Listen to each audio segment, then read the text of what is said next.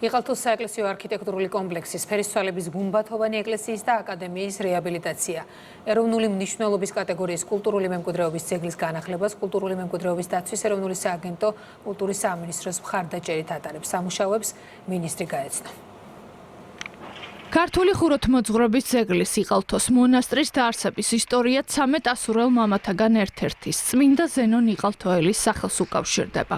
მონასტრის მთავარ ტაძარს სავარაუდოდ მერვე მეცხრე საუკუნეებში აგებული ფერისცვალების ეკლესია ღვთაება წარმოადგენს.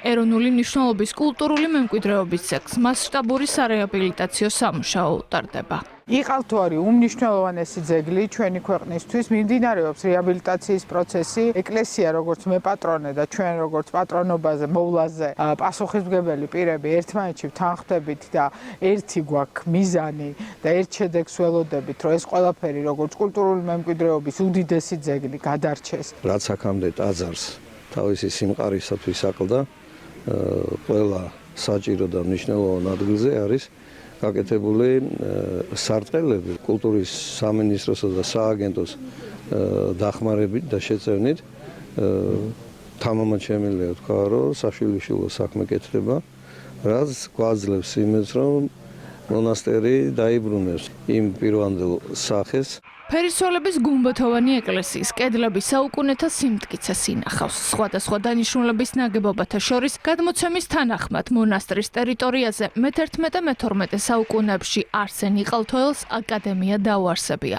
რომელიც ერთ-ერთ მნიშვნელოვან წიგნობრულ საგანმანათლებლო კერად მიიჩნეოდა. შეიცვალა ტაძრის გუმბათის გადახურვა, მოცემულ ეტაპზე მიმდინარეობს კალთების გადახურვის შეცვლის სამუშაოები, სარეაბილიტაციო საკონსერვაციო სამუშაოები მიმდინარეობს აკადემიის ნაგებობათა კომპლექსზე. ძეგლი იქნება სათანადოდ რეაბილიტირებული და მას აღარ დაემუქრება დაზიანებისა და განადგურების საფრთხე. იყალთოს საეკლესიო არქიტექტურული კომპლექსი, როგორც ქვეყნის კულტურული და სულიერი მემკვიდრეობის სიმბოლო, თავის ისტორიულ არსებობას ახალი სიცოცხლით გააგრძელებს.